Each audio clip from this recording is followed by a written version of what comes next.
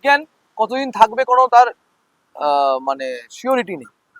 আজকে যদি পৃথিবী আরো অ্যাডভান্স আরো অ্যাডভান্স আরো অ্যাডভান্স আরো অ্যাডভান্স আরো অ্যাডভান্স হয়ে যায়, সমস্তটা এআই করছে ধরে নাও, তখন নিউটনের সূত্র কতটা আর প্রয়োজন পড়বে বা আদৌ প্রাসঙ্গিক থাকবে কিনা কেউ জানে না।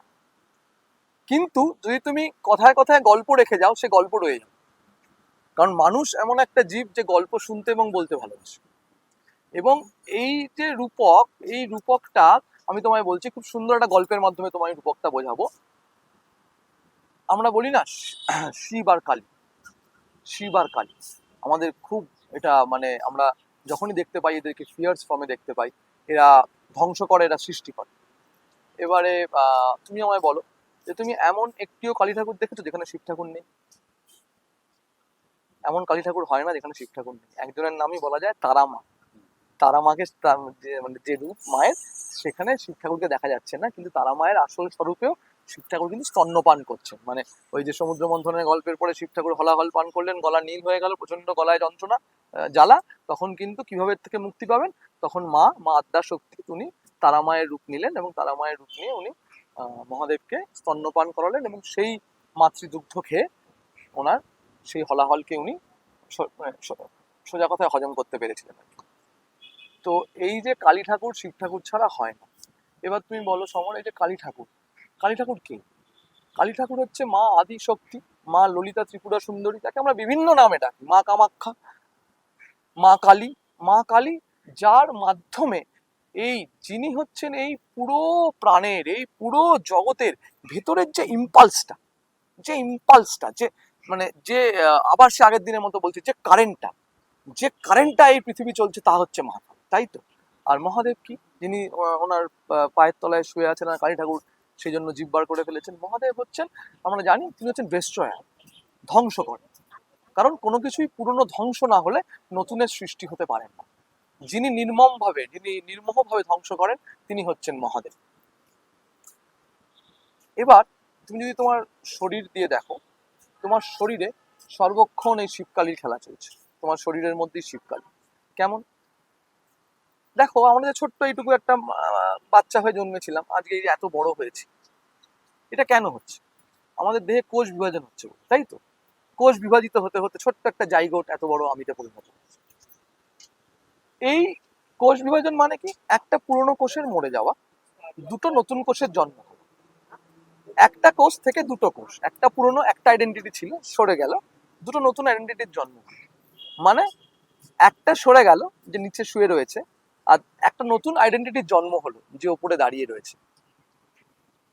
বুঝতে পারছো? এই যে রূপকটা, এই যে আইকনোগ্রাফিটা, এই যে মায়ের মূর্তি, এই যে মায়ের স্বরূপ, এর ভেতরে এই এত কথা একটা স্বরূপের মাধ্যমে বুঝিয়ে দেওয়া হচ্ছে, যেটা অন্য কোনো ভাবে সম্ভব ছিল না।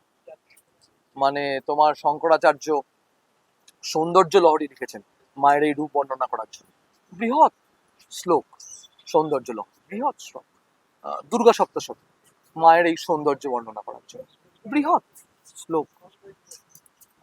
এটা সবার জন্য তো নয়, সবাই সেই বৃহৎ সংস্কৃত শ্লোক পড়ে মায়ের স্বরূপ জানবার অধিকার পাবেই না পৃথিবীতে, এরকমটা হয় না। কিন্তু এই একটা ছবির মধ্যে, এই একটা রূপের মধ্যে এত কিছু বলা আছে, আরো অনেক কিছু বলা আছে। মায়ের এক হাত বরাভয়, মা আশ্বাস দেন আমাদের বাঁচার। মার এক হাতে কাটা মুন্ড, যেটা হচ্ছে আমাদের ইগো, মা আমার থেকে আলাদা করে দিয়েছেন, ধর থেকে ইগোকে আলাদা করে দিয়েছেন, এক হাতে খাড়া ব্যবচ্ছেদ করার জন্য। তো এই মায়ের পুরো রূপকটা আমার এবং এই পৃথিবীর এই সমস্তটার যে একদম বেসিক সূত্রে চলছে, যেটা এখনকার বিজ্ঞান বলে থিওরি অফ এভরিথিং,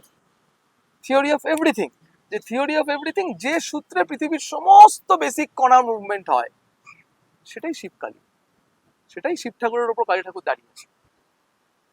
এবার এই আইকনোগ্রাফি তুমি দেখতে পাবে মিশরীয় সভ্যতাতেও রয়েছে, ইজিপ্টে তুমি চলে যাও, পিরামিডের মধ্যে দেখবে সেম আইকনোগ্রাফি, মাছের ছবি, পাখির ছবি, সূর্যের ছবি। মানে বোঝা যাচ্ছে যে পৃথিবীর মানুষ ছবির মাধ্যমে আমরা যতটা একবারে ব্যক্ত করতে পারি, যেটা এখন চলে এসেছে ভিডিওয়, সবকিছু ভিডিওতে, মানে ছবিরই রূপ আর কি, ছবির মাধ্যমে আমরা ব্যক্ত করতে পারি, কোনো লেখায়, কোনো গল্পে, কোনো সূত্রে, কোনো ফিলোসফিতে হয়তো অতটা ব্যক্ত করা সম্ভব নয়। তো এই জন্য হিন্দু ধর্মের সমস্ত কিছুই রূপকের মধ্যে মধ্যে দেওয়া হয়। প্রত্যেকটা গল্পের মধ্যে রূপক, প্রত্যেকটা প্রত্যেকটা চরিত্রের মধ্যে রূপক, প্রত্যেকটা ঘটনার মধ্যে রূপক, যাতে সেই গল্পটা রয়ে যায় শুধুমাত্র সাধারণ গল্প হয়ে যুগের পর যুগ, এবং যাতে বুদ্ধিমান মানুষ সেই সাধারণ গল্পের মধ্যে ভেতর যে লুকোনো যে সিক্রেট কোডটা দেওয়া রয়েছে, সেই হ্যারি পটারের গল্পের মতো আসলে আসলে এই সিক্রেট কোডটা সবকিছুর মধ্যে দেওয়া রয়েছে, চারিপাশে ছড়িয়ে রয়েছে। তুমি কি হ্যারি পটার? সেইটাকে খুঁজে বার করার জন্য এইভাবে এটাকে স্থাপন করা হয়েছে, এবং দেখা যাচ্ছে এটাই সবচেয়ে সাইন্টিফিক। কারণ আজও আমরা এটা নিয়ে আলোচনা করছি, জানতে পারছি এবং এতটা গভীরে ঢুকতে পারছি। আমি কিন্তু পিরামিডের ভেতরে লেখা পড়ে বুঝতে পারছি না কি লেখা আছে, এখনো বিজ্ঞানীরা বুঝতে পারছে না কি আসলে কি বোঝাতে চাইছে। তার মানে এইটা অনেক বৈজ্ঞানিক উপায় কোনো মেসেজকে, কোনো রূপকে, কোনো ইনফরমেশনকে যুগের পর যুগ, জন্মের পর জন্ম ধরে বহন করে নিয়ে যাওয়ার, যেটা হিন্দু ধর্ম করে দেখিয়েছে সাকসেসফুল। এই কারণে রূপকের আরম্ভ।